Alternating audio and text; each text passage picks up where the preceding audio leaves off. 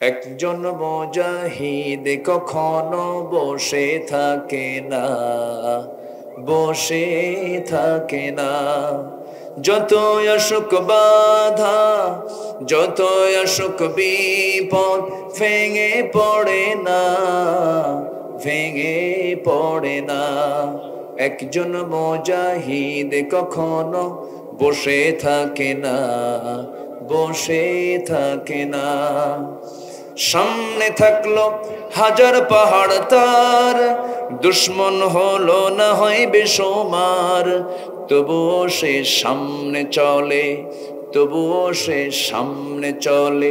থমকে দাঁড়ায় না, থমকে দাঁড়ায় না।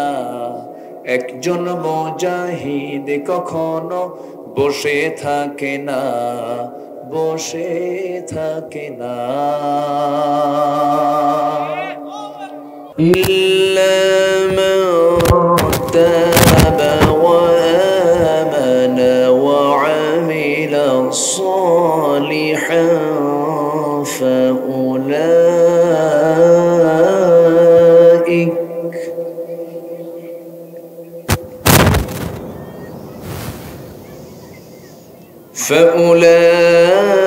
فأولئك يبدل الله سيئاتهم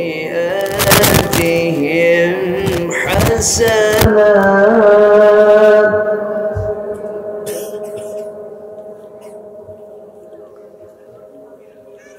إلا من تاب وآمن وعمل صالحا فأولئك يبدل الله سيئاتهم حسنات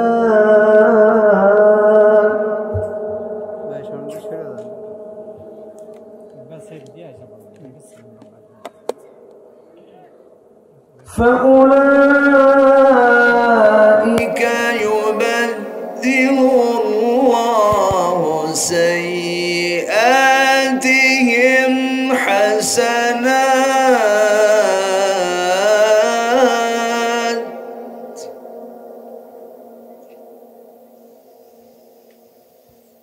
وكان الله غفورا رحيما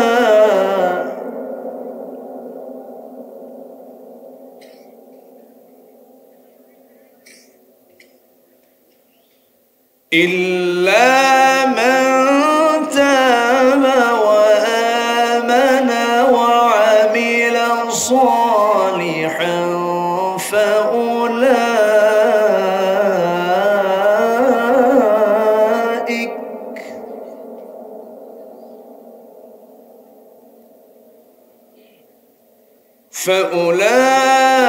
فأولئك يبدل الله سيئاتهم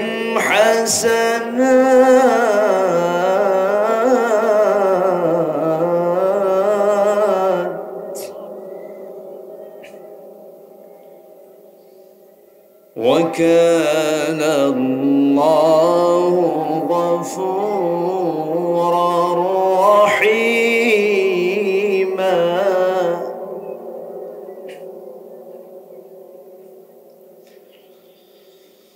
الله أكبر بسم الله الرحمن الرحيم إن الله وملائكته يصلون على النبي يا أيها الذين آمنوا صلوا عليه وسلموا تسليما الله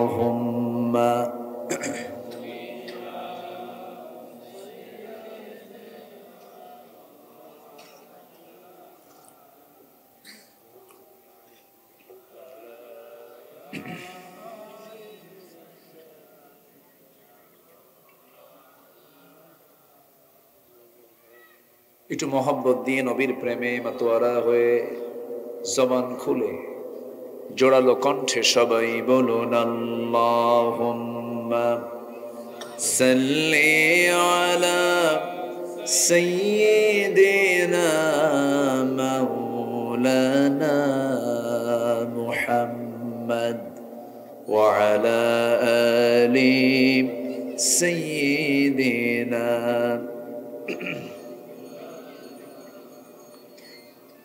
সবাই বলুন বালাগাল উলা বিকামালিহি কাশাফাত তুজা বিজামালিহি হাসনাত জামিউ খিসালিহি সাল্লু مشرق حب محمد مطلع دیوان ما مطلع خورشید سقاس سینہ سوزان ما بلغ العلا بكماله كشف التجى بجماله حسنت جميع خصاله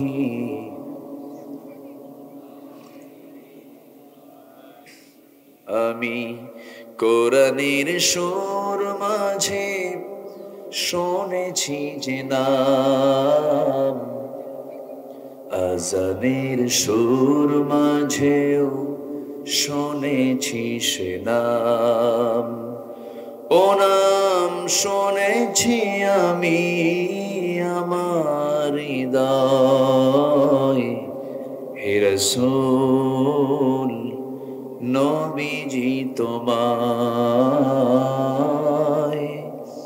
হে রাসূল নবীজি তোমায় সবাই বলি সাল্লাল্লাহু আলাইহি ওয়াসাল্লাম।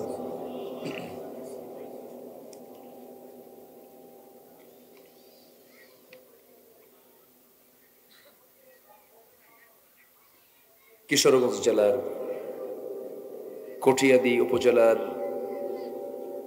পশ্চিম চারিপাড়া আল আমিন ইসলামী যুব সংঘ মাহফিল ইন্তেজামি কমিটি কর্তৃক আয়োজিত আজকের এই সান্ধ্যকালীন বার্ষিক তাফসীরুল কোরআন মাহফিল 2024 আজকের এই মহৎ আয়োজনের সম্মানিত সুযোগ্য সভাপতি মাওলানা হাদিউল ইসলাম, আজকের মাহফিলের প্রধান আলোচক মুফতি আতিকুল্লাহ হাফিজাহুল্লাহ, আজকের মাহফিলের বরেণ্য অনারেবল চিফ গেস্ট, প্রধান অতিথি, বিশিষ্ট শিল্পপতি, ইসলাম দরদি ব্যক্তিত্ব জনাব জসিম উদ্দিন, উদ্বোধক সৌদি প্রবাসী জনাব হোসাইন পাভেল, আজকের মাহফিলের সম্মানিত সঞ্চালক আল আমিন ইসলামী যুব সংঘের সম্মানিত সুযোগ্য সভাপতি মোহাম্মদ আবু হানিফ সাহেব, উপস্থিত হাজরাত উলামায়ে কেরাম, ফদলায়ে ইজম, সুশীল সমাজ, জাতির শ্রেষ্ঠ সন্তান, শিক্ষক মণ্ডলী, আজকের মাহফিলের প্রধান আকর্ষণ যাদেরকে নিয়ে আজকের এই সাজানো গোছানো বর্ণাঢ্য আয়োজন, তাওহীদের পতাকাবাহী, কালেমার ঝান্ডাবাহী, দ্বীন ইসলামের নরসারদুল বীর মুজাহিদ, প্রাণ প্রিয় সম্মানিত দ্বীনী ভাইরা, আড়ালে বসে আছেন শ্রদ্ধেয়া সম্মানিতা মা বোনেরা। আলোচনার সূচনায় আনুষ্ঠানিকতার মধ্য দিয়ে আমার পক্ষ থেকে আবারও দিল খোলা সালাম, আসসালামু আলাইকুম ওয়া রাহমাতুল্লাহি ওয়া বারাকাতুহু। সবাই কেমন আছেন?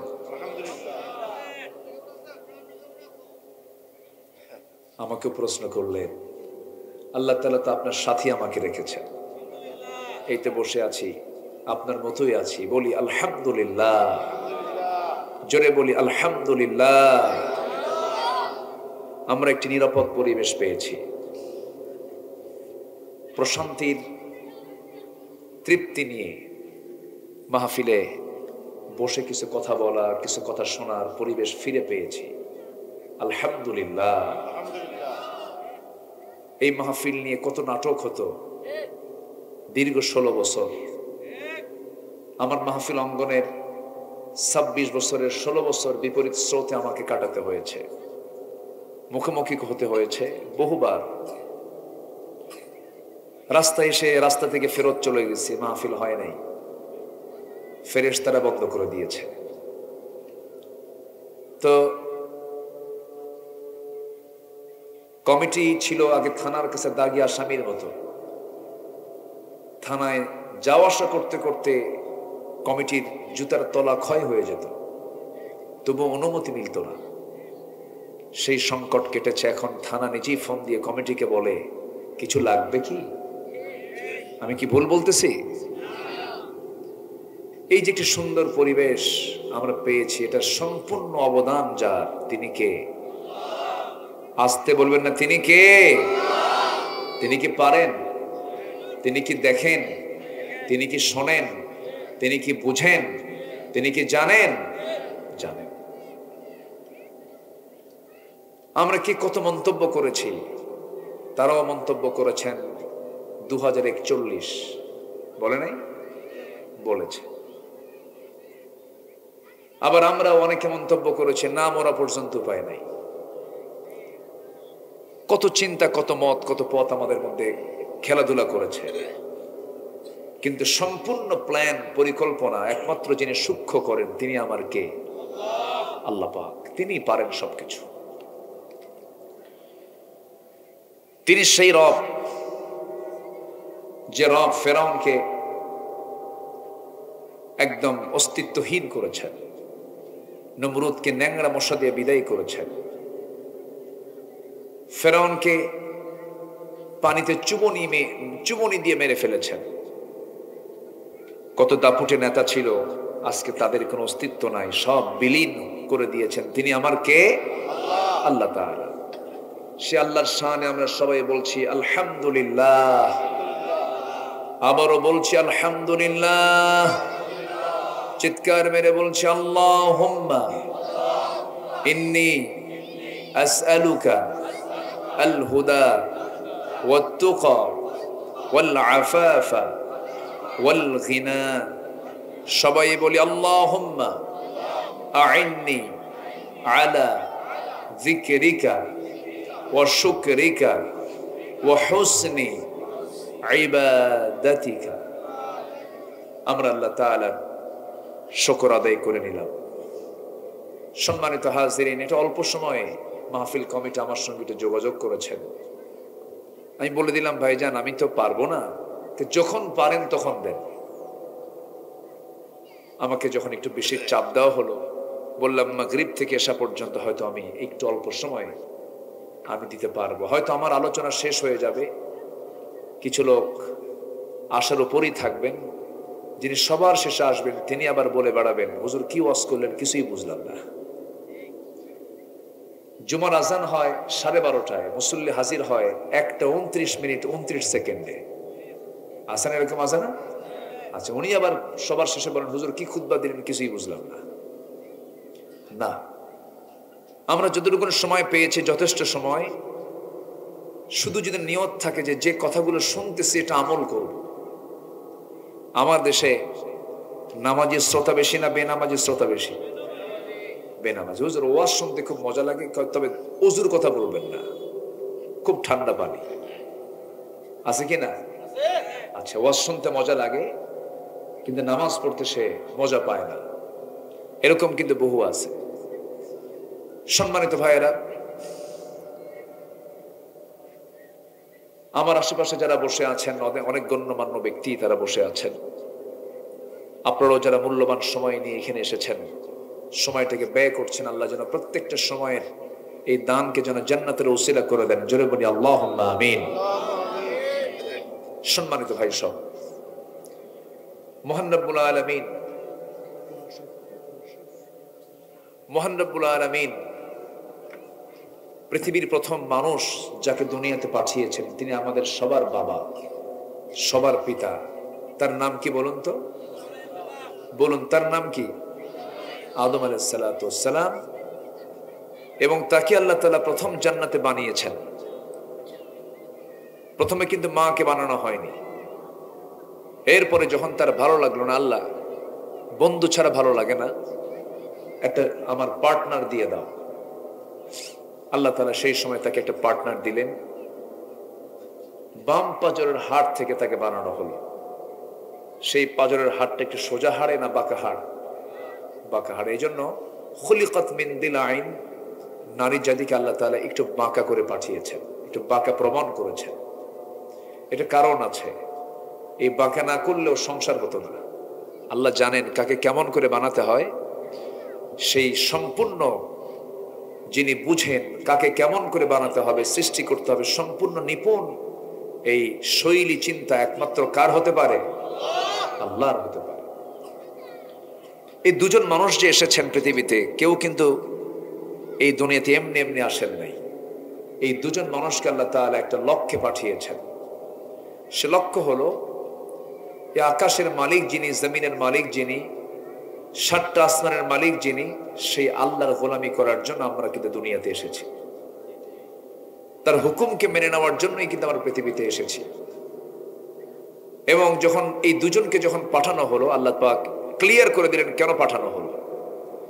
আল্লাহ রাব্বুল আলামিন বলেন, قُلْنَا اهْبِطُوا مِنْهَا جَمِيعًا فَإِمَّا يَأْتِيَنَّكُمْ مِنِّي هُدًى فَمَنْ تَبِعَ هُدَايَ فَلَا خَوْفٌ عَلَيْهِمْ وَلَا هُمْ يَحْزَنُونَ। জোরে বলুন আল্লাহু আকবার। আদম রে, হাওয়ারে, তোমরা দুজন মিলেই দুনিয়াতে চলে যাও। আমার পক্ষ থেকে যদি কোনো হেদায়েতের কিতাব চলে যায়, এই কিতাবের যে ইত্তেবা করবে, অনুসরণ করবে, তার কোনো চিন্তা নাই, তার বিন্দু পরিমাণ কোনো ভয়ের কারণ নাই। জোরে বলি সুবহানাল্লাহ। তাহলে প্রথম মানুষ যে এসেছেন, তিনি কি খালি হাতে এসেছেন না কিতাব নিয়ে এসেছেন? তাহলে যার হাতে কিতাব থাকে, যিনি কিতাব পড়েন, তিনি কি মূর্খ না শিক্ষিত? শিক্ষিত। তাহলে আমাদের সবার বাবা, আমাদের পিতা আদম ছিলেন শিক্ষিত না অশিক্ষিত? মূর্খ না জ্ঞানী? তাহলে আমরা কি পিতার সন্তান বলেন? জ্ঞানী পিতার সন্তান কিন্তু আমরা। জি, শুকরান। আমরা জ্ঞানী পিতার সন্তান, কিন্তু যোগ্য পিতার কিন্তু আমরা সন্তান। এবং ওয়াল্লামা আদামাল আসমাআ কুল্লাহা, আল্লাহ তাআলা আদম আলাইহিস সালাতু ওয়াস সালামকে এত জ্ঞান দিয়েছিলেন যে গোটা পৃথিবীর যত সৃষ্টি আছে সকল মাখলুকের নাম তিনি জানতেন। কিয়ামত পর্যন্ত এমন জ্ঞানী মানুষ আসবে? এখনো কেউ জানে বলেন? সমুদ্রের তলে কি আছে? এই আকাশ থেকে জমিন পর্যন্ত সমুদ্র, পাহাড়, নদ নদী, খাল, বিল, জঙ্গল, সব কিছুর নাম আল্লাহ তাআলা আদমের সিনার মধ্যে আল্লাহ পাক ঢুকায় দিয়েছিলেন। তাহলে কি তিনি শুধু জ্ঞানী না মহাজ্ঞানী? তো আমাদের বাপ ছিলেন শুধু জ্ঞানী না বিশেষ জ্ঞানী? বিশেষ জ্ঞানী। এবং যাকে বিজ্ঞানী বলা হয়, বিশেষ জ্ঞান যার আছে সেই তো বিজ্ঞানী। তাহলে সেই জ্ঞানী এবং মেধাবী বিচক্ষণ ব্যক্তির পিতার সন্তান হচ্ছে আমরা। দুঃখ লাগে জানেন, আমরা সে আদম সন্তান হয়ে, সৃষ্টির সেরা হয়ে, আমরা সৃষ্টির শ্রেষ্ঠ হওয়ার পরও আমরা অধম হয়ে বসে আছি। আমাদের কাজ, আমাদের কারবার, আমাদের যে চিন্তা চেতনা, পশুত্বকেও হার মানিয়ে ফেলে, পশুকেও হার মানিয়ে ফেলে। আমরা এত নিম্নে চলে এসেছি এখন প্রেজেন্ট ওয়ার্ল্ডে। বিকৃতির মনোভাব আমাদের ভিতরে চলে আসছে, যা একটা পশুর ভিতরেও নাই। একটু কান লাগায় কথাগুলো শুনবেন। আমি তো কথাগুলো বলি শুধু আপনাকে শোনানোর জন্য নয়, এই যে প্রযুক্তির ক্যামেরাগুলোর মধ্য দিয়ে গোটা পৃথিবীতে কোটি কোটি মানুষ এই কথাগুলো শোনে। আজকে মানুষ বাঘকে দেখে, সিংহকে দেখে যে ভয় পায়, তার চাইতে আজকে মানুষ মানুষকে দেখে তার চেয়ে বেশি ভয় পায়। আজকে মানুষ কত হিংস্র হয়ে গেছে, একটা মানুষকে মেরে ফেলে 49 টুকরা বানায়। মানুষের চারিত্রিক মান এত নিচে নেমে এসেছে, মরা লাশ কবর থেকে তুলে ধর্ষণ করা হয়। মানুষ এত নিচে নেমে এসেছে, ডিপ ফ্রিজে রাখা নারীকে বের করে ধর্ষণ করা হয়। আমরা এত নিচে নেমেছি। সম্মানিত ভাইয়েরা, এরকম ভরি ভরি কথা, ভরি ভরি এক্সাম্পল দেওয়া যাবে।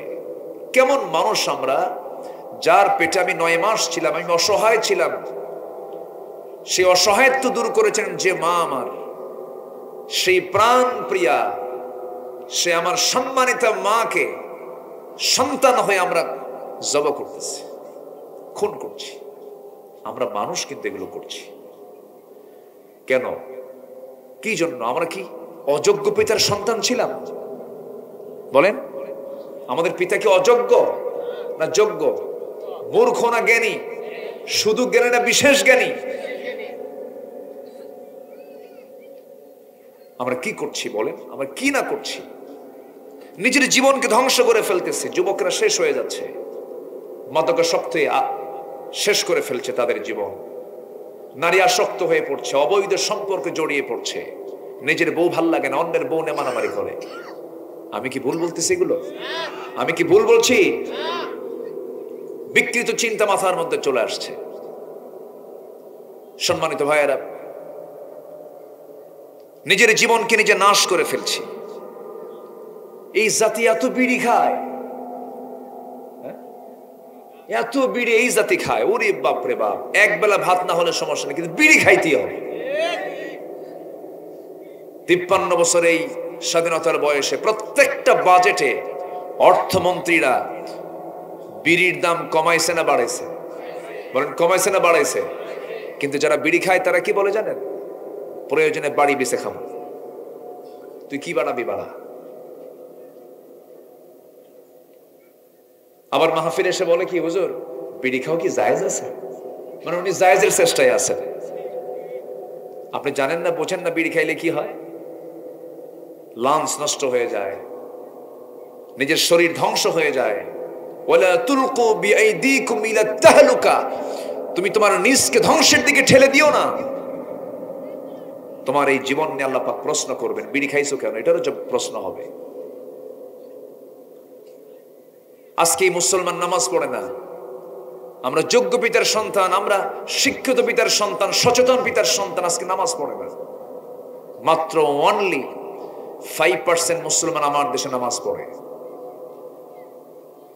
যে দেশে 92% মুসলমান, লেটেস্ট জরিপ এসেছে, এটা আমাদেরকে আগে কম দেখানো হতো, কম বলা হতো। এখন 92% মুসলমান আমার দেশে বসবাস করছে, আলহামদুলিল্লাহ। কিন্তু মুসলমানদেরকে সাজানো হয়নি। বিগত 16 বছর গুরুত্বপূর্ণ পদে থেকেছে ওই 8% লোকগুলো। আমার কথা কি বুঝতেছেন আপনারা? গুরুত্বপূর্ণ পদগুলো নিয়েছিল হলো 8% লোকগুলো। অথচ ট্যাক্স আমরা যদি দেই 92 কোটি টাকা, তারা দিয়েছে 8 কোটি টাকা। তাহলে বেশি ট্যাক্স কারা দেয়? আমরা দেই। অথচ সুযোগ সুবিধা ভোগ করেছে ওরা। সেই পথ বন্ধ হওয়ার পথে, ইনশাআল্লাহ বলেন, জোরে বলি ইনশাআল্লাহ। তাদের পথ আমরা বন্ধ করব না। তারা যা পাবে ন্যায্য, তারা সেই ন্যায্য পাওনা পাবে। কিন্তু 64 জেলার ডিস্ট্রিক্টের 50টা ডিসি হবে ওই 8% লোক। এটা হতে দেওয়া যাবে না। আমার দেশটাকে তারা গ্রাস করতে চায়, কিন্তু এদেশের মানুষ স্বাধীন চেতা, খেপে খেপে খেপে না। যদি খেপে যায় দেশের জনগণ, তখন আর ছাড়ে না। তার বড় প্রমাণ আমরা কয়েকদিন আগেই পাইলাম। পাইছি না? পাইছি না? পাইছি না? পাইছি কিনা বলেন? যুবকরা আজকে মাহফিলে বেশি দেখেন, যুবকরা সচেতন তো এখন। এই মাহফিল আগে যুবকদেরকে পাওয়া যেত না। লক্ষ লক্ষ যুবক তারা সত্যের সন্ধানের জন্য আজকে অপেক্ষা করছে। শুধু সৎ নেতৃত্বের সংকটের কারণে আজকে এই অবস্থা। আজকে 5% নামাজি আমার দেশে তৈরি হতো না যদি আমার দেশে যদি 53 বছর যারা নেতৃত্ব দিয়েছেন তারা যদি নামাজের কথা যদি জাতিকে শোনাতেন, যদি নেতৃত্বের আসনে যারা বসেছেন তারা যদি নামাজের জন্য যদি কথা বলতেন, নামাজের সরকার যদি কায়েম করতেন, উল্টা হয়ে যেত। 5% বেনামাজি থাকতো, 95% নামাজি হয়ে যেত। আমরা সুন্দর বাংলাদেশ গড়তে চাই। জোরে বলি ইনশাআল্লাহ। আরো জোরে বলি ইনশাআল্লাহ। কষ্ট পাচ্ছেন নাকি? কোনো সমস্যা? আর সমস্যা হবে বা কি? আর সমস্যার সময় তো কথা বলতে বাদ দেইনি, এখন তার প্রশ্নই আসে না। 16টা বছর জেলখানায় ছিল, সাধারণ মানুষ বেশি না আলেম ওলামা বেশি? তারা কি দেশ চালাইছিল? ধরলো কেন? আহারে কি না করেছে তারা। একটা সম্পদ। আল্লামা সাইদিকে চিনত গোটা পৃথিবীর মুসলমান, গোটা বিশ্ব মুসলিমের তিনি একজন সিপাহ সালার ছিলেন।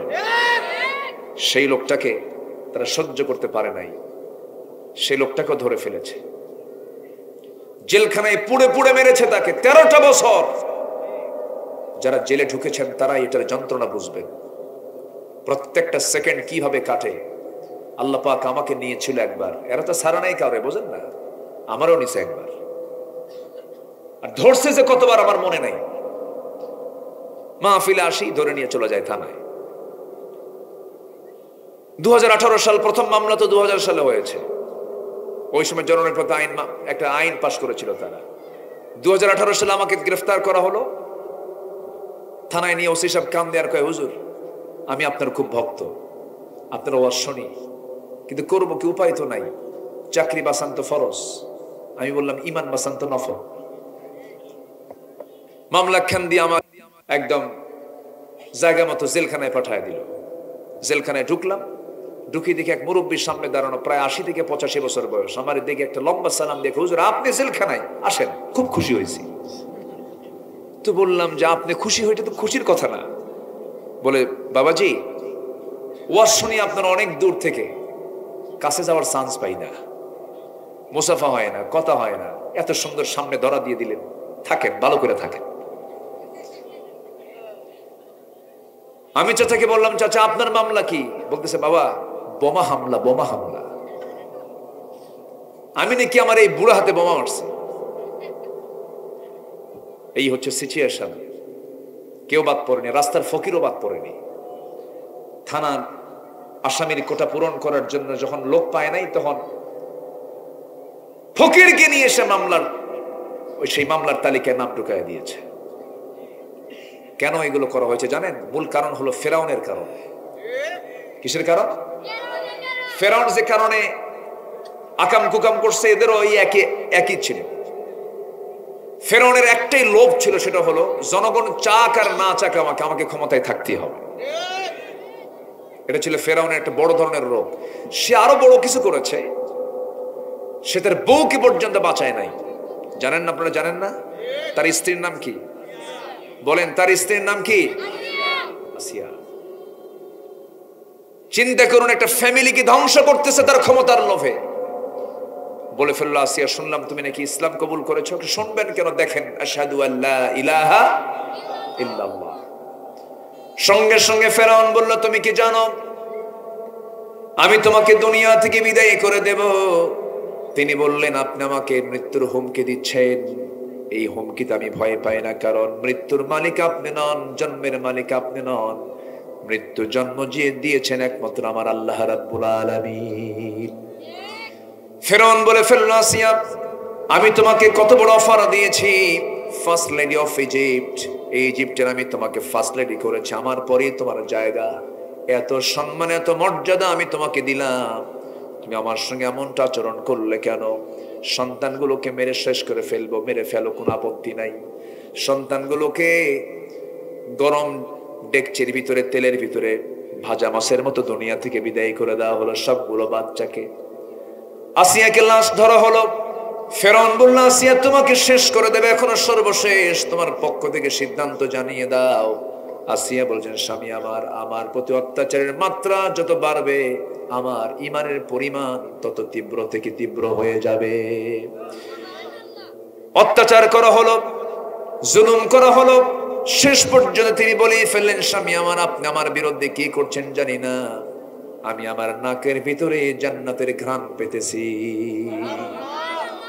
জল্লাদ রেডি করা হলো, জল্লাদ তার সামনে দাঁড়ায় গেল। অনেক মা বোন মাহফিল আছেন, হয়তো বা মাহফিলে শুনছেন, একটু মনোযোগ দিয়ে শুনবেন। দেখুন ঈমান কাকে বলে। স্বামীর সঙ্গে ম্যানেজ করলেন না, কারণ স্বামী আগে না আল্লাহ আগে, বউ আগে না আল্লাহ আগে, সন্তান আগে না আল্লাহ আগে, সম্পদ আগে না আল্লাহ আগে। আর একটা প্রশ্ন করবো, বলুন তো, পৃথিবীতে কোনো কিছু কি আমার আপন হতে পারে নাকি? একমাত্র আপন আমার কে?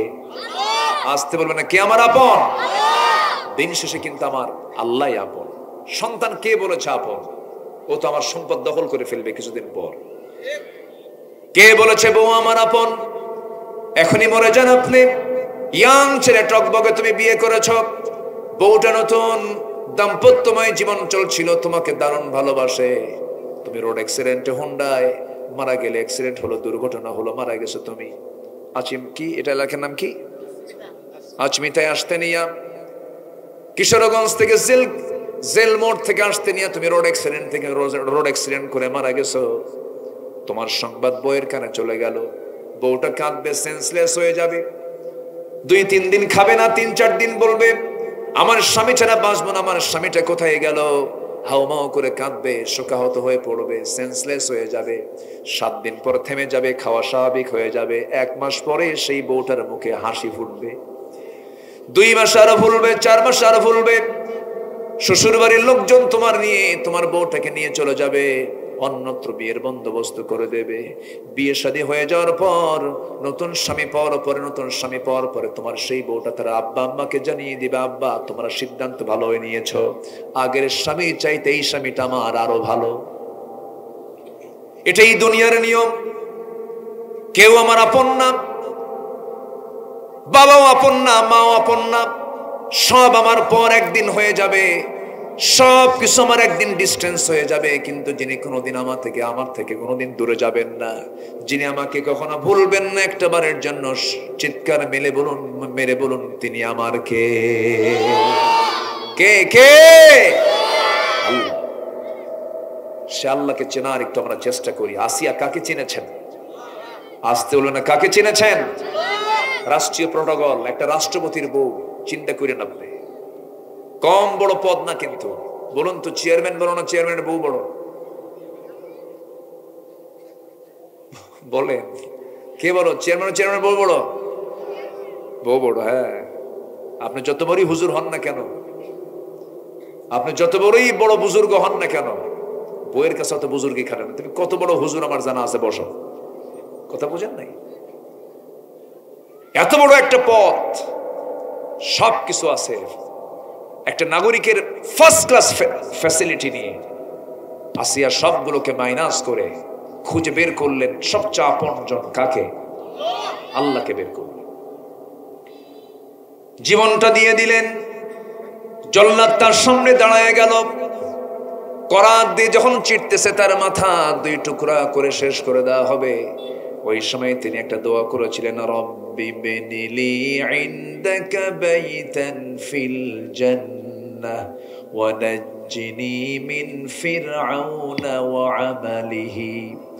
আল্লাহ তুমি আমার জন্য বানায় দাও, ইনদাকা তোমার কাছে, বাইতান একটা ঘর, বুয়ুতুন বহুবচন, বাইতান এক বচন, একটা ঘর তুমি আমাকে শুধু দিবা, সেই ঘরটা হওয়া চাই ইনদাকা, তোমার ঘরের দেওয়ালের সঙ্গে তুমি আমাকে একটা ছোট্ট ঘর বানায়া দাও। জোরে কোন সুবহানাল্লাহ। হায়রে, কাকে কাছে নেওয়া দরকার, আর আমার কাকে কাছে নেই? সবচেয়ে কাছে দেব আমরা কাকে? আসতে বলবেন না, কাকে? সবচেয়ে প্রিয় জিনিস, এই প্রাণ কার হাতে? অথচ সে আল্লাহকে আমরা বলে থাকি, নামাজ পড়তে চাই না, দিন মানতে চাই না। আসিয়া আলাইহিস সালাম শাহাদাত বরণ করলেন, দুনিয়া থেকে বিদায় নিলেন। তিনি তো বিজয়ী হয়ে গেলেন, কিন্তু ফেরাউন তো পরাজিত হয়ে গেল। ফেরাউন তো বুঝলো না, ফেরাউনের একটা নেশা ছিল, সব যা কিন্তু আমার ক্ষমতা ছাড়ুম না। ঠিক আছে না? বিগত 16 বছর কোন রোগ ছিল বলেন? কি রোগ? এই রোগই ছিল। মাইরা শেষ করো। শেষে সারতে পারে নাই। 2000 মারছে। কয় হাজার? 2000। 20,000-এর মতো কাতরাচ্ছে হোটেলে, কি বলে হসপিটালে। 20,000 ছাত্রগুলো, নাক নাই, চোখ নাই, হাত নাই, পা নাই। সম্মানিত বন্ধুগণ, যাদের রাজনীতিতে হত্যা জড়িত থাকে, যারা হত্যা রাজনীতি করেন, তারা সবগুলো ফেরাউনদের প্রেতাত্মা। ফেরাউন ক্ষমতায় ছিল, ফেরাউন পৃথিবীতে বেঁচে ছিল হলো 1600 বছর। কত বছর? আর এরা ক্ষমতায় ছিল হলো 16 বছর। সংখ্যার মিল দেখছেন? সেই দিন একজন শ্রোতার পক্ষ থেকে একজন বলতে, হুজুর এটা হচ্ছে লেডিস ফেরাউন। আমাকে বলতেছে, আমি আর কি বক্তা হলাম, আপনি তো বড় বক্তা হয়ে গেছেন দেখতেছি। কি করে নাই? ইলিয়াস আলী গুম হলো, হ্যাঁ, তার ছোট্ট ছেলে মেয়েদেরকে গণভবনে নিয়ে চোখের পানিতে ফেলে দিচ্ছে, কান্নায় ভেঙে পড়ছে। আরে আপনার সন্তান বাপ হারা হয়ে গেল, অথচ সম্পূর্ণ প্ল্যান করে হত্যা করা হয়েছে তাদের নির্দেশে। চিন্তা করা যায় কত বড় অভিনয় হতে পারে এগুলো। ইমানদারি গুলো করতে পারে না। আল্লামা সাইদি, আল্লাহু আকবার, কত বেনামাজি নামাজি হয়েছে। কত অবাধ্য সন্তান বাপ মার কাছে যা মাফ চায়, বলছে আম্মা ও শুনছি সাইদি সাহেবের জীবনে আর তোমার সঙ্গে বেয়াদবি করব না। একটা নাগরিক তৈরির কারিগর তিনি ছিলেন। তার মৃত্যুতে কাঁদে নাই একটা প্রাণী বাংলার জমিনে ছিল না।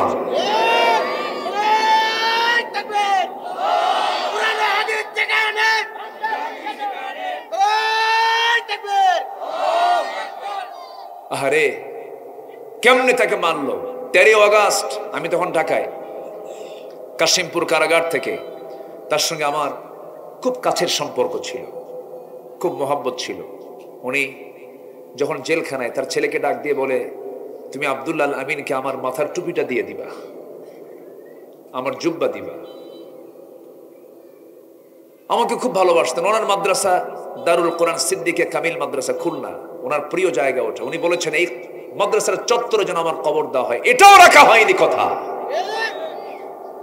ওসিয়ত রাখার দায়িত্ব হচ্ছে, একটা মৃত ব্যক্তির ওসিয়ত পূরণ করা হচ্ছে গুরুত্বপূর্ণ কাজ, এটাও পালন করতে দেওয়া হয়নি। ভালোভাবে জানাজা করতে দেওয়া হয়নি। কাশিমপুর জেলখানা থেকে তাকে ধরা হলো, তাকে বের করা হলো, চিকিৎসার নাম করে বললো আপনি অসুস্থ। আমি নিজে তো জানি না আমি অসুস্থ। জোর করে নিয়ে শাহবাগ হসপিটালে ভর্তি করে পয়জনিং করে, বিষ প্রয়োগ করে তাকে হত্যা করা হয়েছে। এই তাফসীর মাহফিলের এই প্ল্যাটফর্ম থেকে আমরা সুস্পষ্ট জানান দিতে চাই, টুডে এন্ড টুমরো চূড়ান্ত শাস্তি যারা আল্লামা সাইদের হত্যার সঙ্গে জড়িত, চূড়ান্ত শাস্তি বাংলার জমিনে বাস্তবায়ন করতে হবে। রাজি আছেন কারা কারা? হাত উঁচু করে দেখান মুসলমান।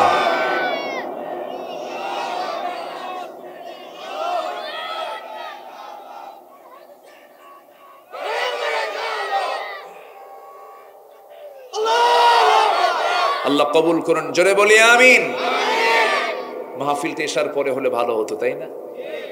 কিন্তু কি করবেন, আমার যে রাতের যে প্রোগ্রামটা, এটা নেওয়া আছে 2 বছর আগে। কমিটি আমার সঙ্গে যোগাযোগ করেছেন, মাহফিল কমিটি ছাড়ে না। আমি পাশে এসেছিলাম, সেখানে গিয়ে হুজুর আপনি যখন পারেন, বললাম রাত 3টায়। এমনও আছে গতকালকে আমার মাহফিল ছিল পাবনাতে, রাত 3টায় দেখি হাজার হাজার মানুষ বসে আছে। এদেশের মানুষ কোরআন প্রেমিত, এদেশের মানুষ কোরআনকে ভালোবাসে। দমিয়ে রাখা যাবে না এই জাতিকে। এই জাতি জেগে ওঠা শুরু করেছে। আগামী দিন হবে কোরআনের দিন, ইসলামের দিন ইনশাআল্লাহ। সিরিয়ার খবর জানেন? সিরিয়া, হ্যাঁ, হাফিজ আল আসাদ, তার কুপুত্র বাশার আল আসাদের পতন হয়েছে। রাশিয়ার মস্কোতে যে শীত হয়ে পড়ে আছে, এখন কেউ নাই। কি দাপট ছিল, কি প্রভাব ছিল। সেও আয়না ঘর বানিয়েছিল। 43 বছর পরে এক পাইলট সেদিন মুক্তি পেয়েছে। 43 বছর পর। সে জানে না তার বাপ হাফিজ আল আসাদ মারা গেছে আরো 20-23 বছর আগে। কি চিত্র! যারাই স্বৈর শাসক হয়েছে যুগে যুগে তারা এরকম করে একটা করে আয়না ঘর বানাইছে, ঠিক কিনা?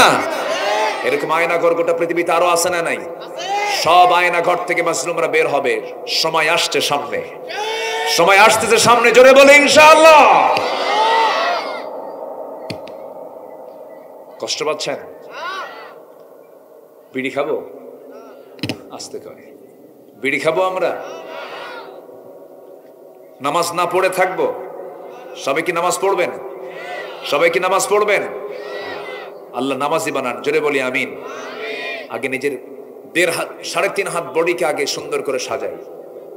সমাজ তো দূরেই থাকলো, রাষ্ট্র দূরেই থাকলো, 3.5 হাত বডির এই 3.5 হাত দেহের রাষ্ট্রপতিকে আমি নিজেই তো রাষ্ট্রপতি। আমার মাথা থেকে পা পর্যন্ত 3.5 হাত বডি, এই বডি সবকিছু নিয়ন্ত্রণ শক্তি আল্লাহ তাআলা আমাকে দেন নাই? আমি চোখ দিয়ে তাকাই, অন্য কেউ তাকায় নাকি? আমি হাত দিয়ে কাজ করি, তাহলে আমার মাথা থেকে পা পর্যন্ত এই বডি নিয়ন্ত্রণ করতে হবে কার? আমাকে। এই চোখ দিয়ে বাজে কিছু দেখা যাবে না, এই কান দিয়ে বাজে কিছু শোনা যাবে না, এই হাত দিয়ে ক্ষমতা আছে বলে থাপ্পড় মারা যাবে না। যারা থাপ্পড় মেরেছে, যারা গুলি করেছে, তারা আজকে কোথায়? কোথায় তোমরা? এই কটিয়ে দিতে আমাকে মাহফিল করতে দেওয়া হয় নাই।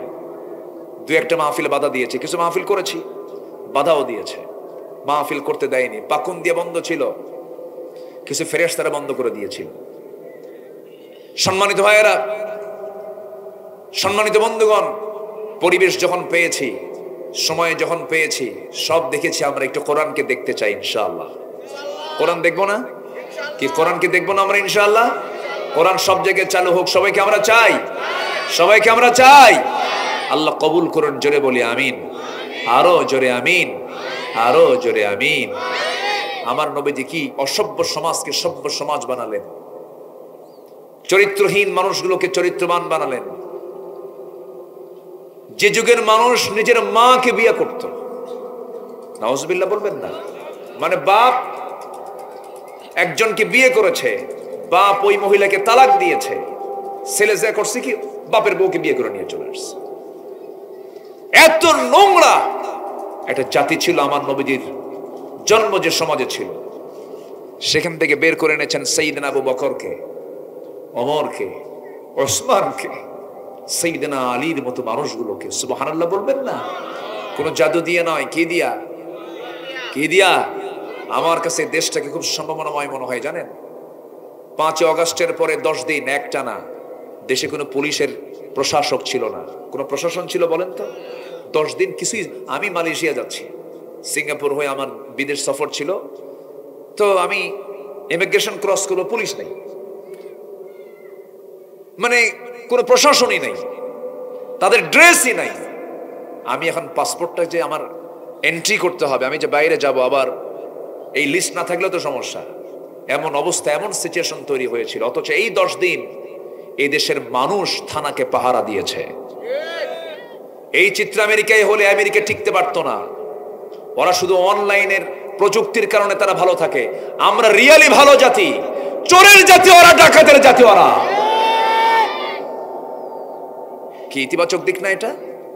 10টা দিন প্রশাসন নাই, সুন্দর করে মানুষ নিজের দায়িত্ব নিয়ে রাস্তায় ট্রাফিকের দায়িত্ব পালন করেছে।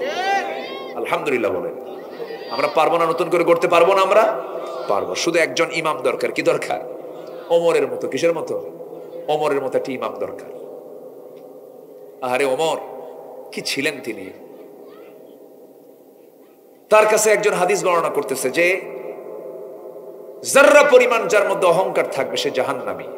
এটা শোনা মাত্রই তিনি হাউমাউ করে কাঁদতেছে। 40টা রাষ্ট্র তিনি চালান তখন, 40টা রাষ্ট্র। রোম পারস্য থরথর করে কাঁপে তার নাম শুনলে। ওমর যে রাস্তা দিয়ে যেতেন শয়তান যেত না সে রাস্তায়। ওমরের কান্না দেখে সবাই অস্থির হয়ে যাচ্ছে। ওমর আপনি এত কাঁদতেছেন কেন? তিনি বলতেছেন আমার কান্নার কারণ হলো আমি এই জন্য কান্দি, আমি যে পদে আছি আমাকে রাষ্ট্রপতি মানুষ বলে, আমাকে খলিফা মানুষ বলে, আমির বলে ডাকে, আমিরুল মুমিনিন বলে ডাকে। আমার যেন কেমন যেন মনে হয় ভিতরে অহংকার ঢুকে গেছে, আমি তো জাহান্নামী হয়ে যাব। এরকম করে ধুলায় লুটিয়ে পড়ছেন, কাঁদতেছেন, আর আকাশের দিকে তাকায় তাকায় বলছেন, আকাশের মালিক আল্লাহ, তুমি যদি গোটা দুনিয়ার সব মানুষগুলোকেও যদি জান্নাতের ঘোষণা দিয়ে দিয়া মাত্র একটা মানুষকে জাহান্নামের ঘোষণা দিয়ে দাও, আমার মনে হয় ওই একটা মানুষ যে জাহান্নামে যাবে সে হলো আমি অমর। নিজেকে কত ছোট ভেবেছেন, নিজেকে কত নিচে মনে করেছেন তারা। সাইয়েদনা আবু বকর রাদিয়াল্লাহু তাআলা আনহু রাতের বেলা জনগণকে যখন দেখতে যেতেন খালি পায়ে হাঁটতেন। কি পায়ে? খালি পায়ে। প্রশ্ন করা হলো, আবু বকর খালি পায়ে হাঁটেন কেন? তিনি বলেন, জুতা পায়ে যদি হাঁটতে যাই, পাথরের সঙ্গে জুতার ধাক্কা লাগবে, একটা আওয়াজ হবে, খরম জুতার সঙ্গে একটা বাড়ি লাগবে। এই আওয়াজটা যদি কোনো আমার দেশের কোনো নাগরিকের ঘরের মধ্যে শুয়ে থাকা কোনো মানুষের কানে যদি শব্দটা যাওয়ায় যদি ঘুমটা ভেঙে যায়, কিয়ামতের দিন আমাকে তার জন্য জবাবদিহি করতে হবে। আমার জনগণ যেন ঘুম পাড়তে কোনো অসুবিধা বোধ না হয়, এই জন্য আমি খালি পায়ে হাঁটি। সুবহানাল্লাহ বলবেন না? নেতা আসবেন কিশোরগঞ্জ, গাজীপুর চৌরাস্তা থেকে রাস্তাঘাট বন্ধ, ট্রাফিক সব বন্ধ, নেতা আসবেন, ওই সমস্ত নেতৃত্ব আমরা দেখতে চাই না। আসতে কন কেন? আসতে কন কেন? দেখতে চাই না। বহু লস করেছেন আপনারা। প্রেসিডেন্ট ওয়ার্ল্ডের কথা বলছি, মালয়েশিয়ার প্রধানমন্ত্রী কি ডক্টর মহাতির মোহাম্মদ মরহুম, মারা গেছেন উনি, এই তো কয়েকদিন আগে মারা গেছেন। মহাতির মোহাম্মদকে আমি নিজে দেখেছি, তার ওয়াইফ সহ মালয়েশিয়ার কুয়ালালামপুরে কেএলএতে দুজনে একাকি ঘুরতেছে শপিং মার্কেটে, একটা লোক তার আগেও নাই পরেও নাই। আর আমার দেশের সামান্য একটু মানে ছোট্ট নেতাও যদি হয়, তার আগে 50টা পিছনে 50টা হোন্ডা গাড়ি লাগে। কি আছে না? আছে না? আছে না? এগুলো নেতৃত্বের গুণাবলী নয়, এগুলো অহংকারের গুণাবলী, এগুলো অহংকারের চিত্র। এগুলো আমরা দেখার জন্য বাংলাদেশ স্বাধীন করি নাই। আমরা নতুন করে গড়তে চাই দেশকে। জোরে বলি ইনশাআল্লাহ, আরো জোরে বলি ইনশাআল্লাহ, আরো জোরে বলি ইনশাআল্লাহ। প্রথম খলিফার নাম কি বলুন? আবু বকর। কয় নাম্বার খলিফা? 1 নাম্বার। যেদিন খেলাফতের দায়িত্ব নিয়েছেন, সকালবেলা দোকানে যাচ্ছেন ব্যবসা করার জন্য। বলা হলো, আপনি ব্যবসা করতে যান কেন? আপনি তো খলিফা। আমার পরিবার চলবে কি দিয়ে? ব্যবসা করা লাগবে না? কাপড়ের দোকানদারি করতেন। কিসের দোকানদারি? কাপড়ের দোকানদারি। আবার তিনি কি করতেন দেখেন, এত বড় শাসকের দায়িত্ব পালন করেছেন, প্রতিবেশীর হক আদায় করেছেন। এক প্রতিবেশী ছিল, স্বামী নাই, ছেলে নাই, মেয়ে নাই, বুড়ি মানুষ, চোখেও দেখেন না সেই বুড়ি মহিলা। ঘরের সঙ্গে ঘর তার। একটানা 2 বছর খেলাফতের দায়িত্ব পালন করেছেন তিনি। প্রত্যেকটা রাত্রের বেলা, শেষ রাতের ফজরের একটু আগ দিয়ে ঘরের মধ্যে ঢুকতেন মহিলার। তার রান্না বান্না, কাপড় চোপড় ধোয়া থেকে শুরু করে নিয়ে সমস্ত খাবার দাবার প্রস্তুত করে প্রত্যেকদিন তিনি খেদমত করে আসতেন, ওই ঘর থেকে বের হতেন। সাইয়েদনা ওমর ফারুক তিনি করলেন কি, একদিন ওই মহিলার খেদমতের জন্য, বুড়ির খেদমতের জন্য দরজার কাছে গেছেন। দরজায় নক করেছেন, ভিতর থেকে মহিলা জবাব দিচ্ছে, কে? খেদমতের জন্য আসছে, আমি ওমর। খেদমতের প্রয়োজন নাই, কিছুক্ষণ আগে একজন খেদমত করে আমার চলে গেছে। ওমর ফারুকের মাথা ঘুরে গেল, এই মদিনায় এইরকম মহামানবটাকে 3 দিন ধরে খুঁজতে লাগলেন, পেলেন না। 4র্থ দিনের মাথায় রাত্রে বেলা তিনি দেখতে পেলেন কে যেন ঢুকলো বুড়ি মহিলার ঘরের মধ্যে, ওঁত পেতেছিলেন। যখন বের হলেন, পিছন দিক থেকে চট করে হাত ধরেছেন, ধরি দেখেন কেউ না, তিনি হচ্ছেন 1 নাম্বার খলিফা। কেঁদে ফেলে বলছেন, ভাই আবু বকর, আপনার কত কাজ, আপনি এই কাজগুলো আমাদের দেন। তিনি বলছেন, ওমর রে, তোমার কবরে তুমি যাবে, আমার কবরে আমি যাব, আমার হিসাব আমাকে দিতে হবে, আমার তো প্রতিবেশী, আমার তো হক আছে। প্রথম খলিফার ইন্তেকাল হয়ে গেল। দ্বিতীয় খলিফা যখন ওমর ফারুক দায়িত্ব গ্রহণ করলেন, ওই মহিলা জানেন না, বুড়ি মহিলা জানেন না প্রথম খলিফার ইন্তেকাল হয়ে গেছে। বুড়ি মানুষ, চোখে দেখে না। পরের দিন ওমর ফারুক তার খেদমতের দায়িত্ব পালন করার জন্য আসছেন। এসে সব কিছু প্রস্তুত করে তিনি ঘর থেকে বের হয়ে চলে গেছেন। মহিলা যখন খেতে বসেছেন, সামনে কিছু খেজুর, সেই খেজুর খেতে নিয়ে খেজুর যখন মুখের মধ্যে নিয়েছেন, একটা কামড় মেরেছেন। বিচি লেগে গেছে দাঁতের সাথে। তিনি চোখের পানি ফেলে ফেলে বলছেন, বুঝতে পেরেছি আমার আগের খাদেম আবু বকর পৃথিবীতে বেঁচে নাই। আমার আবু বকর যখন আমাকে খেদমত করতে আসতো, খেজুরটাও যখন আমার সামনে দিত, বিচিটা ফেলে দিয়া আমার সামনে খেজুরগুলো প্রস্তুত করে রাখতো যেন আমার বিচি না ফেলতে হয়। সুবহানাল্লাহ বলবেন না? কি করেছেন তারা, আর আমরা কি দেখছি? আমরা কি এমন একটা পরিবর্তন আমরা চাই না? বলেন চাই না, চাই না, চাই না? আমার পরিবর্তন যদি চাই তাহলে কি লাগবে? বলেন কি লাগবে? আসতে বলবেন না, কি লাগবে? কোরআন লাগবে। সবাই কি নামাজ পড়তে রাজি আছেন? কয় ওয়াক্ত নামাজ পড়বেন একটু হাত তুলে দেখেন তো দেখি। জোরে বলি ইয়া আল্লাহ, আরো জোরে ইয়া আল্লাহ। আমাদেরকে 5 ওয়াক্ত সালাত আদায় করার তৌফিক তুমি আল্লাহ দিয়া দাও। জোরে বলি আমিন, আরো জোরে আমিন, আরো জোরে আমিন। কষ্ট দিয়ে ফেললাম। বউ যদি নামাজ না পড়ে কি করবেন? পিটাবেন? দেখেন হ্যাঁ জি, কে জানে কোসে জি, বুঝাবেন। বউ পিটানোর জন্য নয়, বউ মোহাব্বত করে বুঝানোর জন্য বুঝাবেন। বলবেন একসঙ্গে একে ছাদের নিচে থাকি, তুমি নামাজ পড়ো না? তুমি কি জান্নাতে আমরা একসঙ্গে থাকতে চাই না? বলো হ্যাঁ থাকতে চাই। তো নামাজ না পড়লে তো জান্নাত পাওয়া যাবে না। নামাজটা ধরো, জান্নাতে একসঙ্গে থাকবো। আল্লাহু আকবার বলেন। ছেলে মেয়েকে বুঝাবেন। আর তোমরা যুবক যারা আছো, ধরো এই গ্রামের নাম কি? চারিপাড়া। এই গ্রামে যত ঘর আছে সব ঘরের তালিকা করবা। এই যে যুবক কাবেলা না, যুব সংঘ, গ্রামের তালিকা করবা। যুবকরা নামাজ পড়ে তো নাকি? কি যেন হাসতেছে, একটু রহস্য আছে মনে হয় নাকি? সবাই পড়ে না, একটু কম বেশি করে। তাহলে মাহফিল করলে নামাজ না পড়লে তো বেকায়দা। যুবকরা নামাজ পড়বে, জোরে বলে ইনশাআল্লাহ। চারিপাড়ার দিকে যেন গোটা এলাকা যেন তাকায় থাকে, এই এলাকার যুবকরা ভালো নামাজ পড়ে। তোমার তালিকা করবে এই গ্রামের কোন ঘরের কোন বেনামাজি আছে যে মসজিদে যায় না, নামাজ পড়ে না। তালিকা করে তাদের কাছে যাও, দাওয়াত দাও। এই গ্রামের কোন ঘর থেকে কোন মহিলা, কার মেয়ে, কার বউ বোরকা ছাড়া বের হয়, পর্দার পরিবেশ রক্ষা না করে বের হয়, অর্ধলগ্ন হয়ে বের হয়, অশ্লীল পোশাক পরে বের হয়। তালিকা করো, চলে যাবা তার বাড়িতে, গিয়ে বলবেন, গিয়ে বলে ফেলবে, দেখেন আপনার মেয়ে অথবা আপনার বউ যে পোশাক পরে বের হয়, আমরা নামাজ পড়ি, আমাদের চোখের ক্ষতি হয়, আমাদের গুনাহ হয়ে যায়। এই গ্রামে আমরা আদর্শ গ্রাম বানাতে চাই, দয়া করে শালীনপূর্ণ পোশাক বোরকার ব্যবস্থা আপনি করবেন। শুনতে বাধ্য। আসতে কোন কেন? আসতে কোন কেন?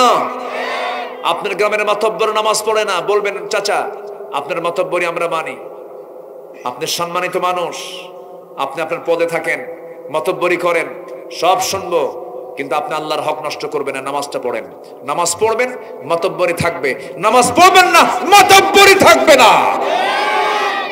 তা'মুরুনা বিল মারুফ ওয়া তানহাউনা আনিল মুনকার। কি এগুলো নির্দেশ কোরআনে আছে না নাই? আছে না নাই? তোমার গ্রামকে তুমি সাজাও, দেশ সাজানো হয়ে যাবে। কি যুবকরা রাজি আছো তো? আচ্ছা, তোমরা কি যুবকরা রাজি আছো? আজকে তালিকা করবা কে কে নামাজ পড়ে, কে কে নামাজ পড়ে না। দাওয়াতি কাজ করো। বাজার সমিতি আছে, সেখানে তুমি বাজার সমিতির মধ্য দিয়ে আজান হয়ে যাবে, বাজারের কোনো দোকান খোলা থাকবে না, আজানের পর পর নামাজ শুরু হয়ে যাবে। এরকম পরিবেশ তৈরি করতে হবে। আমরা সেই পরিবেশ এখন পেয়েছি, বলি আলহামদুলিল্লাহ। জোরে বলি আলহামদুলিল্লাহ। আগে রাস্তায় যখন হাঁটতাম তখন আমাদেরকে আসামি মনে করতো। আল্লাহ একটা পরিবেশ তৈরি করে দিয়েছেন এখন। এই পরিবেশকে বরকত মনে করে কাজে লাগাতে হবে। আমার দেশকে আমরা আদর্শ দেশ বানাতে চাই। জোরে বলি ইনশাআল্লাহ। আরো জোরে বলি ইনশাআল্লাহ। আল্লাহ কবুল করুন, আল্লাহ কবুল করুন, আল্লাহ কবুল করুন। সম্মানিত ভাইয়েরা, আমার নবীজি চেষ্টা করেছেন তার সময়ও, কিন্তু চেষ্টাটা করেছেন তিনি যখন কোরআন আসে নাই তখন থেকে শুরু করছেন। রাসূলের চেষ্টা তো কম ছিল না। হেলফুল ফুজুল গঠন করেছেন, যেরকম এখন আল আমিন ইসলামী যুব সংঘ। আমার নবীজি একটা সংঘ করেছিলেন, হেলফুল ফুজুল তার নাম। চেষ্টা করছেন বহু, কিন্তু কাম হয়নি। মাছ মারতে গেছেন নদীতে, কিন্তু মাছ মেরে যাতে তোলা হয়, যাতে রাখা হয়, ওটার নাম কি? ডুলা। ডুলা। আমাদের এলাকায় বলে খালই। একই কথা, ঠিক আছে। যে লাউ সেই কদু, এই তো। আচ্ছা, ডুলাতে আপনি মাছ মেরে তুললেন, জন্মের মতো মাছ পাইছেন আপনি নদী থেকে, কিন্তু তলা নাই। কি নাই? মাছ থাকবো? মাছ থাকবে? মাছ থাকবে না। আমার রাসূল চেষ্টা করছেন, বহু সব গোছায় নিছেন, তলাই নাই। সেই তলা হলো কোরআন। সেই তলা কি? কোরআন। আমার নবীর সামনে এক সাহাবী ইসলাম কবুল করে কান্দে। রাসূল বলেন, তুমি কান্দো কেন? হুজুর, ইসলাম তো কবুল করছে আমি, সব গুনাহ মাফ হয়েছে আপনি বললেন, কিন্তু আমার মনে হয় গুনাহ মাফ হয়নি। কেন? কি গুনাহ করছো? একটা গুনাহ মনে হয় মাফ হয়নি। কি? নিজের হাতে নিজের মেয়েকে খুন করেছি। কি মানুষ ছিল সেই সমাজের, দেখেন, চিন্তা করে দেখেন। আমার নবী যে আশ্চর্য হয়ে বলেন, তুমি কেমনে মারছো বলো তো? হুজুর, বউটা প্রেগনেন্ট হলো, প্রেগন্যান্সি টাইম, বললাম 6 মাস, যাও বাবার বাড়ি যাও, বাচ্চা কাচ্চা যদি হয় ছেলে নিয়ে আসো, না হলে মেরে ফেলো, ওকে হত্যা করবে, আমাকে বলারও দরকার নাই। কি অসভ্য সমাজ ছিল, মেয়েদের কোনো দামই ছিল না। হুজুর, আমার অজান্তে বউটা বলে নাই, অন্যের বাড়িতে ধীরে ধীরে বড় করে 6 বছর হয়ে গেছে, আমার চোখের সামনে একদিন ধরা পড়ে গেল।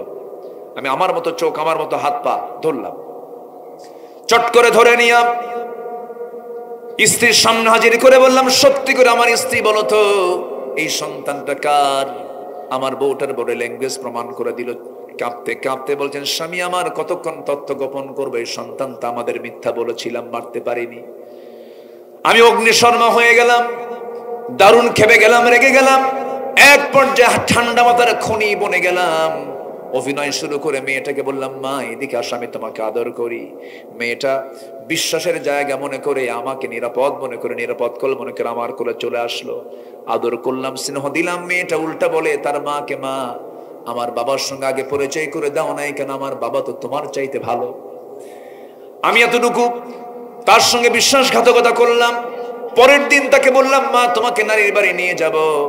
এই কথা বলে আমি তাকে কাপড় চোপড় পরে রওনা দিলাম। ওই দিকে রওনা না দিয়ে জঙ্গলের দিকে যাচ্ছি, মেয়েটার মুখ ছোট হয়ে যায়। মেয়ে বলে, বাবা যাবে তুমি নারীর বাড়ি, এদিকে যাও কেন? কিচ্ছু বললাম না। জঙ্গল পার হয়ে গেলাম, গর্ত খনন শুরু করলাম। গরমের সময় হুজুর, কোদাল মারতেছি, মাটিগুলো ছিটকে এসে আমার দাড়ির মধ্যে ঢোকে। মেয়েটা তার নখ দিয়া খিলাল করে করে সেই মাটিগুলো মুছে মুছে দেয়, সাফ সাফ করে দেয়, আর বলে, বাবা তুমি নারীর বাড়ি কখন যাবে? হয়েছে। মেয়েটা আস্তে করে সরল মন নিয়ে গর্তের কাছে গিয়ে উকি মেরে দেখতে লাগলো। আমি চট করে পিছন দিকে আসলাম, এমন জোরে পিছন দিকে সজোরে একটা ধাক্কা মারলাম। এক ধাক্কায় গর্তের মধ্যে পড়ে গেছে, উপর হয়ে পড়লো, চিত হয়ে এক জায়গায় হয়ে বলতেছে, আব্বা বুঝতে পেরেছি আমার মার কথাই সত্য হয়ে গেছে, তুমি আমাকে বাঁচাবে না, মেরে ফেলবি বাবা। একটা বারের জন্য তোমার কাছে প্রাণ ভিক্ষা চাই, প্রয়োজনে ভিক্ষা করে তোমার সামনে চেহারা দেখাবো না, আমারে বাঁচায়। দয়া হলো না, মায়া হলো না হুজুর। জাহালাতের কারণে, কুফরির কারণে, সামাজিক কারণে, ওই জাহেলি সমাজের কারণে আমি সন্তানটাকে মেরে ফেলবো। হাতের মধ্যে পাথর নিলাম, পাথর নিয়ে তার কলেজা বরাবর এত জোরে পাথর কি দিয়ে রক্ত বাপ বাবরে বাপ। আমি কোনোদিন মনে করতে পারিনি, কিন্তু ইসলাম যেদিন কবুল করেছে সেই দিন থেকে ঘুম থেকে লাফ মেরে উঠি, ওই সন্তানটা যেন আমাকে বারবার আব্বা আব্বা বলে ডাকে। হুজুর, আমার এই গুনাহ মনে হয় মাফ হয় নাই। রাসূল বলছেন, সাহাবীরে এত বড় অপরাধ তুমি করেছো, কিন্তু ইসলাম তেমন একটা দিনের নাম, ইসলাম কবুল করার কারণে তোমার এই গুনাহ তোমার জীবন থেকে ঝরে গেছে। জোরে বলি সুবহানাল্লাহ। আমার ভাইরা, সেই মানুষগুলো এত ভালো মানুষ হয়েছেন ইসলামকে মানার জন্য। মিথ্যা বলবো না, গীবত করব না, ছলচাতুরি করব না, ওজনে কম বেশি করব না, ভেজাল করব না, এই সমস্ত বিষয়গুলো আমরা খেয়াল করব। আমরা যদি কোরআনটাকে মেনে চলি, আমার আল্লাহ আমার জন্যই তো জান্নাত রেখে দিয়েছেন। জান্নাত সবাইকে পেতে চান না? সবাইকে পেতে চান? আল্লাহ সবাইকে কবুল করুন। জোরে বলি আমিন, আরো জোরে আমিন।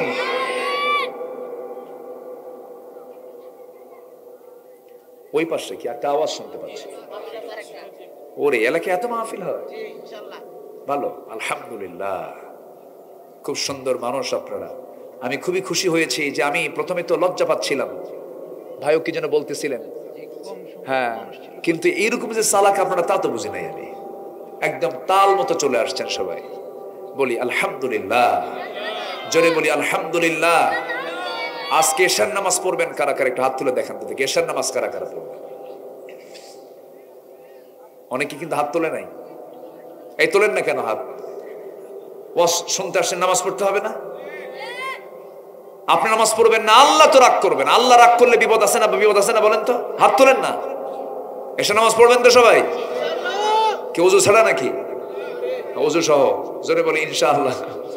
আল্লাহ কবুল করুন। জি, হাত নামান। সম্মানিত ভাইয়েরা, মন তো চাচ্ছে কথা বলি, কিন্তু চতুর্দিকে আজানও শুরু হয়েছে, আমারও যেতে হবে। আমি যতটুকুন বলেছি একটু বলতে হবে আলহামদুলিল্লাহ।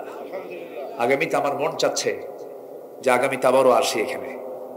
একটা আপনাদের তীব্র আকাঙ্ক্ষা আমি এটা ফিল করছি। হয়তো আমি যাওয়াতে অনেকের মধ্যে একটু মানে মনক্ষুণ্ণতা হবে, হুজুর আসলেন চলে গেলেন, এটা কেমন হলো।